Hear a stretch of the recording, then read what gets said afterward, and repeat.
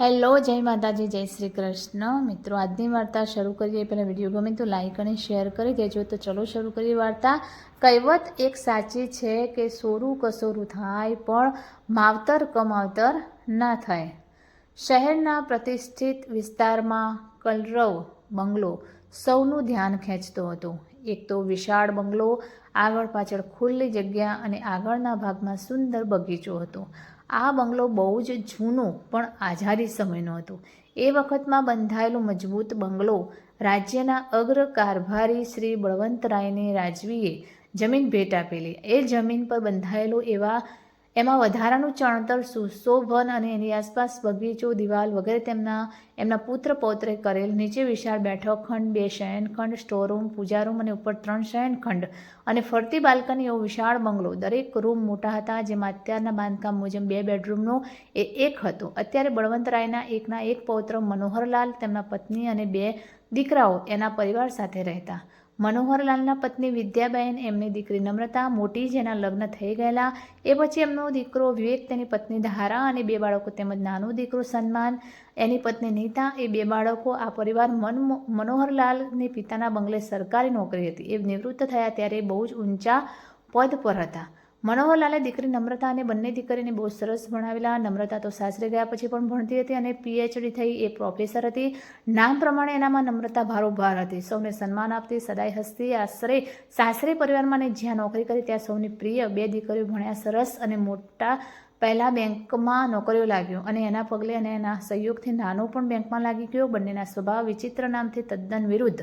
આ તો એમના પિતા એટલે કે મનોહરલાલને હતું કે મારા જેમ મારા સંતાનો વિવેકપૂર્ણ, સૌને સન્માન આપનારા અને નમ્રતા ભર્યા સ્વભાવ હોય એટલે નામ એવા રાખ્યા. ત્રણેયને સંસ્કાર, આચરણ, શીખ વગેરે એક સરખા આપેલા. પણ નામ પ્રમાણે સર્વગુણ સંપન્ન માત્ર દીકરી નમ્રતા જ હતી. દીકરા 2 ઉઠિયાણ કહી શકાય. એવું કોઈનું માન સન્માન જાળવે નહીં, એના મા બાપનું પણ નહીં. આજે રવિવાર હતો ને સવારે બંગલાના કમ્પાઉન્ડમાં બંને ભાઈઓ તેમની પત્નીઓ ચા નાસ્તો કરવા બેઠા હતા અને બાળકો ગાર્ડનમાં રમતા હતા. વિવેક સન્માન વાતો કરતા હતા. વિવેક કહે કે આટલી મોટી જમીન છે આ વિસ્તારમાં, આ બંગલો જો વેચાય તો કેટલા બધા કરોડ આવે.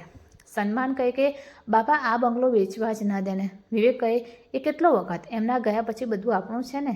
સન્માન કહે કે પણ એ જીવતા જીવ કોઈ એવા સંસ્થા કે દાન કરી દે તો.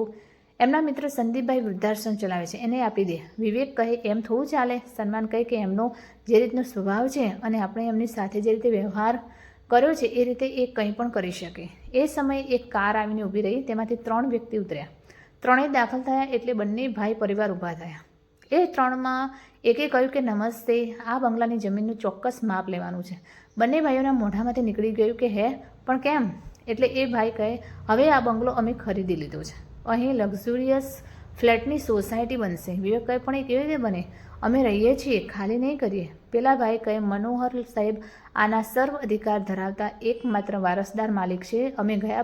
અમે ગયા વર્ષે આ જોવા આવેલા ત્યારે એક અહીં જ રહેતા હતા. એમણે એ વખત કહેલું કે હમણાં નહીં, જ્યારે એ વખત આવશે ત્યારે હું સામેથી કહીશ.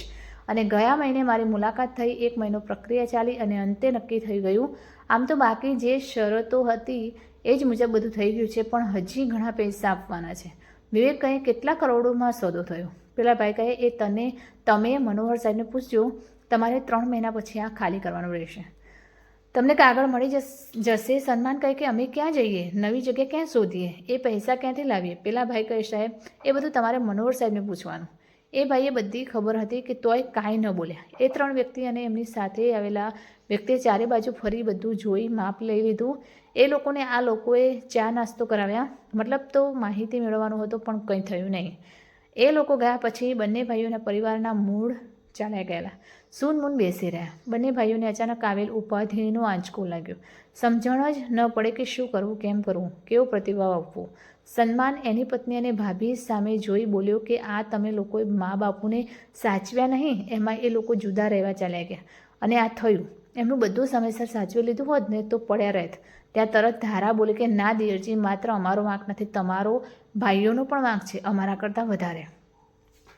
આવા સમયે વ્યક્તિને પોતાની બધી ભૂલો સામે આવે ને બિચારા લાચાર થઈ જાય, પગમાં પડી જાય. આ બંને ભાઈઓ અને એમની પત્નીઓ ફિલ્મ ફ્લેશબેકમાં ચાલે એમ બધું દેખાવા લાગ્યું. વિવેક સન્માન બંને ભણી રહ્યા અને એક પછી એક નોકરી લાગે પછી વધારે ઉદ્ધત થઈ ગયા. આમે મા બાપનું સાંભળતા જ નહોતા, સામા જવાબ આપતા, તમને સમજણ ન પડે એમ કહી દે, અપમાન કરતા. એમાં લગ્ન પછી વધી ગયું અને પિતા મનોહરલાલ નિવૃત્ત થયા પછી તો હદ કરી નાખી. મનોહરલાલને ડાયાબિટીસ રહેતો અને એને સવારે સમયસર નાસ્તો જોઈએ એ ન મળે.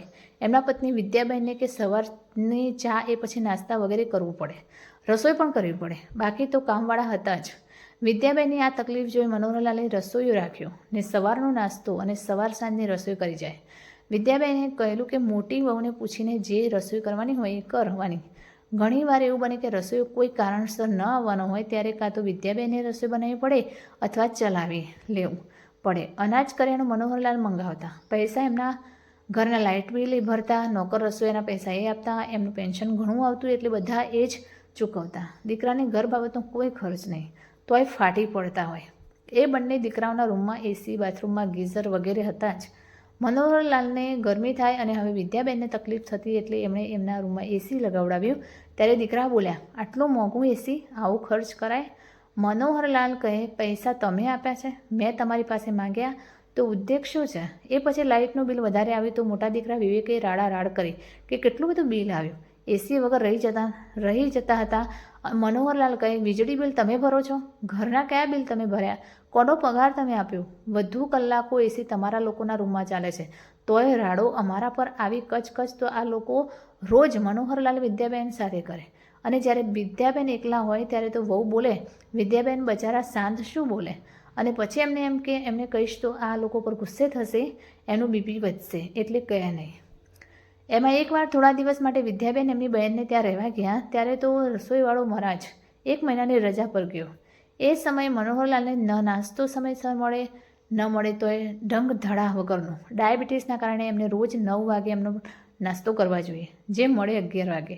વહુ પોતાના રૂમમાંથી નીચે આવે તો ને જમવાનું પણ મોડું અને મનોહરલાલને ન ફાવે એવું. મનોહરલાલ ત્રાસી ગયા હતા. વિદ્યાબેનને આવ્યા પછી મનોહરલાલે બધી વાત કરી. વિદ્યાબેન કહે કે આપણે તમારા મિત્ર સંદીપભાઈના જીવનધારા વૃદ્ધાશ્રમમાં જતા રહીએ. મનોહરલાલ કહે, એમ થોડું ત્યાં જવાય, એના કરતાં આપણે પેલા વિદ્યા વિહારના ફ્લેટમાં રહેવા જતા રહીએ. એ આમે હું નિવૃત્ત થયો ત્યારે નમ્રતા માટે લીધેલ, પછી બંધ છે. અહીંના બધા ખર્ચા એ લોકો માથે આવશે એટલે ખબર પડશે. મનોહરલાલે એ ફ્લેટમાં ફર્નિચર કરાવી લીધું અને એક સવારે બધાની હાજરીમાં કહ્યું કે અમે જુદા જઈએ છીએ. એક ફ્લેટ જ છે જે બહુ પહેલાં નમ્રતા માટે લીધેલો, પણ એમાં સસરા એ બંગલો લીધો એટલે એ બધા બંગલામાં છે. દિલીપકુમાર અને નમ્રતા એમનાથી દૂર નથી. જવું એટલે વિદ્યાવિહારનો ફ્લેટ એમ જ છે. અમે ત્યાં રહીશું, તમે લોકો અહીં તમારી રીતે રહો. શરૂઆતમાં એ લોકો રાજી થઈ ગયા કે આસ છૂટ્યા, હવે સંપૂર્ણ આઝાદી. પણ મહિના પછી બધા બિલો પગાર આપવામાં આવ્યા એટલે 2 દીકરાઓને મરચાં લાગ્યા. રસોઈયાનો છૂટો કર્યો, એસી 24 કલાક ચાલતું એમાં નિયંત્રણ, આવા કેટલાય કાપ આવ્યા. આ બધા વિચારો આવતા હતા અને એ 4 જણા ગાર્ડનમાં સૂનમૂન બેસી રહ્યા. વિચારવા લાગે કે નવા ફ્લેટ લેવા પડશે. આવા વિસ્તારમાં કરોડથી ઓછામાં મળે જ નહીં. આજે પપ્પાને મળવા જઈએ. વિવેકે ફોન કર્યો કે પપ્પા બહુ દિવસથી મળ્યા નથી, આજે સાંજે અમે આવી અને અમે બહારથી ખાવાનું લેતા આવશું, તમને ભાવે છે એવું જ. મનોહરલાલ વિદ્યાબેન સમજી ગયા, કંઈ બોલ્યા નહીં. એ લોકો આવીને ચરણ સ્પર્શ કર્યા, ડાઈ વાતો કરવા લાગ્યા. જમીને વિવેક બોલ્યો કે પપ્પા બંગલો વેચી નાખ્યો? કહ્યું પણ નહીં, અમારે બીજો ફ્લેટ ખરીદવો પડશે. મનોહરલાલ કહે, તો ખરીદવાનો, તમે બેંકમાં છો, બેને લોન મળે, આમે આટલા વર્ષમાં તમારે ખર્ચા કંઈ થયા નથી, બધા ખર્ચા હું કરતો હતો એટલે 100% બચત હશે, એમાં ચિંતા શું? મોજ જ હતી, હવે થોડી જવાબદારી ઉપાડો. એ લોકો કહે, હા પણ અમારા બાળકોના ભણતરના ખર્ચ બહુ જ છે, કેમ કરીએ? આવી ઘણી ચર્ચા થઈ. પછી મનોહરલાલ બોલ્યા કે જુઓ, આ જે બિલ્ડરને બંગલો વેચ્યો એની એક સ્કીમ સ્પંદમાં છે, માટે એની પાસેથી આ બંગલામાં પૈસાના અમુક પૈસામાં 3 BHKના 2 ફ્લેટ લીધા છે. તમારા બેના નામે આ લ્યો ચાવી, જુદા જ રહેજો એટલે સંપ રહે. એ ફ્લેટમાં ફર્નિચર પણ થઈ ગયું છે, ત્યાં ચાલ્યા જાઓ, ચિંતા ના કરો. સ્પંદન નામ સાંભળી આ બંનેના એમની પત્નીઓના ચહેરા પર ચમકની ખુશી આવી ગઈ. Ultra modern luxurious flat. એમની પત્નીઓ કહેવા, માં પપ્પાજી તમે અમારી સાથે જ રહેજો, તમારે કોઈ ખર્ચ નહીં કરવાનો. વિદ્યાબેન કહે, ના બેટા અમે અહીં જ સારા, તમે આવતા રહેજો. ગમે તેમ તેવું અમારી સાથે વ્યવહાર કર્યો પણ અમે મા બાપ છીએ, મા બાપ બધું ભૂલી સંતાનોને ભલું ઈચ્છે. મજા કરો, આ બધું તમારી મોટી બહેન નમ્રતાએ કર્યું છે, તેને રક્ષાબંધન સિવાય નથી મળતા, હવે અક્કલ આવે તો સમજજો. જય માતાજી, જય શ્રી કૃષ્ણ, હર હર મહાદેવ. Thanks for watching.